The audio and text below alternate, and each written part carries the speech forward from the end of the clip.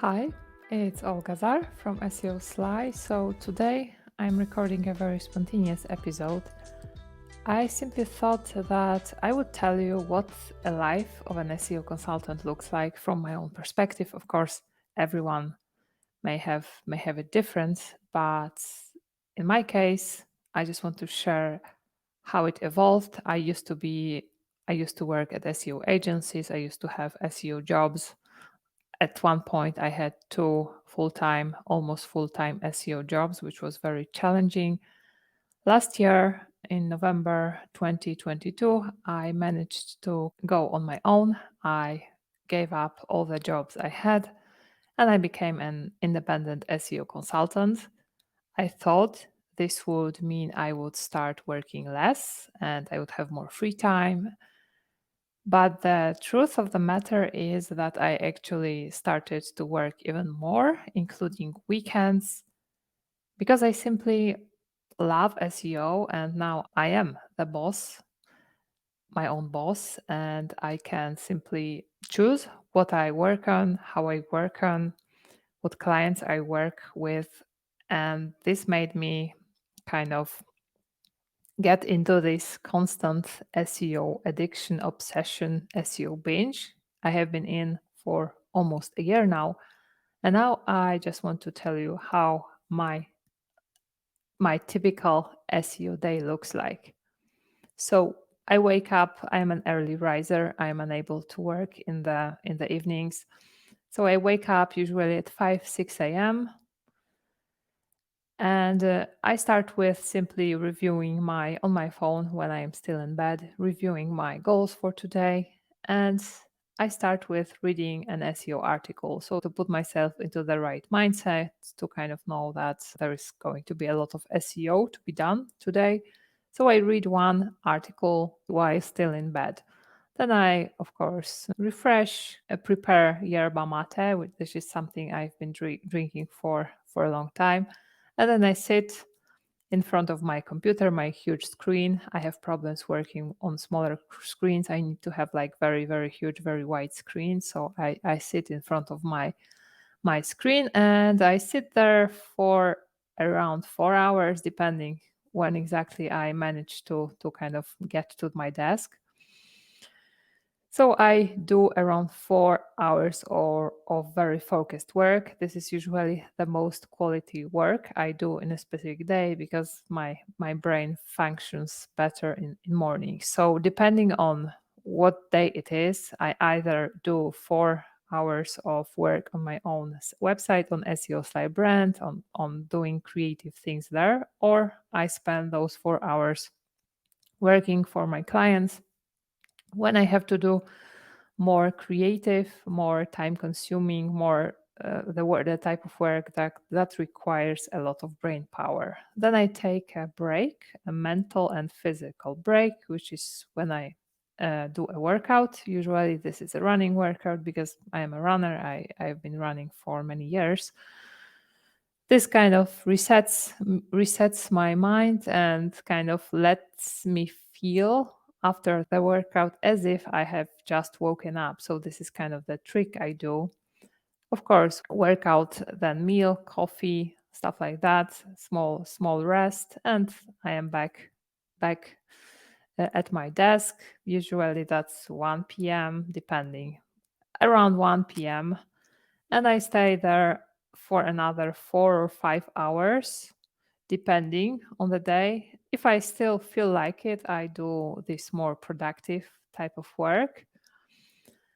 Sometimes it's clients, sometimes it's SEO Sly. I try to split my client and SEO Sly work evenly. Sometimes it's I do more for clients, sometimes I do more for my own website.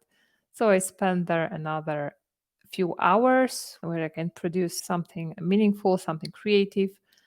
And usually in my afternoons, this is when I have calls with my clients, with prospective clients, when I record interviews. So usually those late afternoon hours are where I sit in front of the camera, talking to people, recording stuff. And when I'm done, usually 8, 7 p.m., I stop working, I turn off the computer, and this is when I start relaxing, going for a walk with my dog, stuff like that.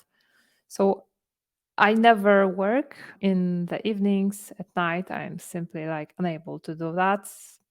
I still feel tempted to try this, to maybe try squeezing more hours or maybe having more free time in the middle of the day and then working in the evenings.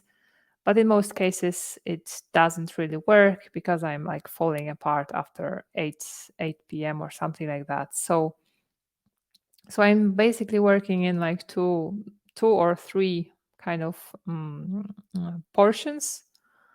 I also allow a nap somewhere in between. If I feel very exhausted, there has to be a nap, and I take it around 2 or 3 p.m., especially if I have like an important client call and I need to like recharge, then this is usually the time for a nap.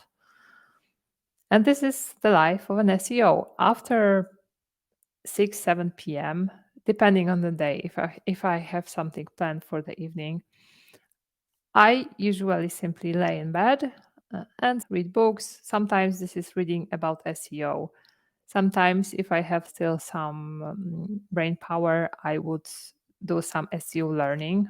Sometimes I have to do SEO learning in the morning because sometimes the stuff is simply too difficult, right? But this is more or less it. I'm very happy that over all those years, I was able to set up my day in the way that satisfies me, that helps me be the most productive. Because I used to work at the SEO agencies. I used to go to the office, and this was simply a nightmare for me because I am this type of person who needs to be alone in her room with my headphones, with my own music. And this is when I can get into this creative flow, when I can actually like work, do some productive work that is going to move the needle for me, for my website, or for my SEO clients. So it was very, very difficult for me back in the day to get up, go to the office, waste all that time preparing to go to the office, packing my food, getting dressed, putting my makeup on. This was really so useless. And now I need like 30 minutes, 15 minutes to be able to get to the desk and start working productively. While then I was waking up around the same hour or even earlier because I used to run before going to the office. So I very often had to wake up at 5 or even before 5 to be able to start work at 8 and be in the office until 4. And in the office, I was never able to do like 8 solid hours of work. This is not possible if you go to the office because there are so many distractions. There were like people chatting, people taking breaks. Everyone is like trying to kill time instead of do something productive. And it was very, very uncomfortable for me. And I kept doing everything I could to finally be able to work remotely. And when I finally managed to do that, it was in 2019. It was like a total game changer for me. And my productivity, my creativity like skyrocketed totally. So my advice here is to, if as much as it is possible, because it may not be possible for you if you are, for example, now, if you have a job and this job requires you to do that or to go to the office or work at those specific hours, my advice is to try to imagine how would your ideal day look like so that you have time to rest, you have time to recharge your batteries, you have time to do something creative, something fun, and something really game changing. Try to imagine what this day would look like, and step by step try to implement a few pieces here and there. If you can, of course, you cannot do everything all at once. I also had to experiment with different scenarios of that day, and this day still isn't ideal. There are days when I'm simply not that productive, when I oversleep, or when I cannot focus, or when I feel exhausted after running and I had to go to sleep. it all kind of changes from day to day, but it is good to have this ideal and try to aim at it, and of course change, adjust as this is as necessary depending on the circumstances, the clients. I try to, for example, work on a strict basis, like from this hour to that hour, I do only my own stuff. From that hour to this hour, I only do client stuff, or on those specific days. But it didn't really work out because there are days when my clients simply need way more attention. And I won't be like simply saying to them, okay, but this day I don't do it. So I'm now more flexible with that. I adjust what I work on and how much, depending on what's going on. And so far, it's been working really, really nicely for me. So this is also something you may try doing. And for me, I need to have everything planned. I need to have the plan for today. I need to have the plan for the entire week. So I have been using a lot of management tools. And the one that has been working for me very nicely is simply Apple reminders, Apple Notes. I have everything there. I have all the tasks.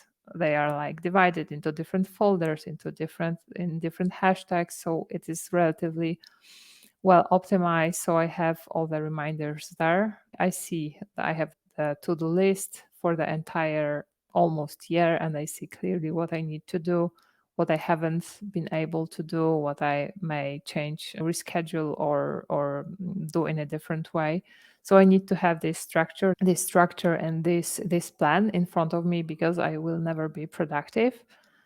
And I don't have to do that, but I track my own time because I need to know exactly how many productive hours I have worked today, yesterday, a week ago, in the week. I need to know that. So I've been playing with various tools as well. The one that I'm using for myself only is HubStuff, which is this tool that you use for your employees to kind of monitor if they're working, to take screenshots. I don't like this tool. I wouldn't recommend. I hate it that I had to use it as an employee back in the day. This is horrible. This infringes your privacy, but that's another topic. But for my own purposes and just for myself, I'm using that, and I can clearly see what time I spent on clients, how much time I spent on my own projects. And if I go from the computer, it automatically kind of pauses the timer. So I won't have the tool measure the time that I wasn't really working, which is also, I think, an important thing for me here. So that's it. That's it. I think that's the day in the life of an SEO. And I would like to learn what your day in the life of an SEO looks like. What changes have you been adding to your day? What do you think makes a day in a life of an SEO better or worse? Any thoughts, comments are welcome. If you like this video and my other videos, please give it a like, subscribe to the channel, leave a comment. I'll be very, very happy if you do that. And that's it. See you in the next video. Bye bye.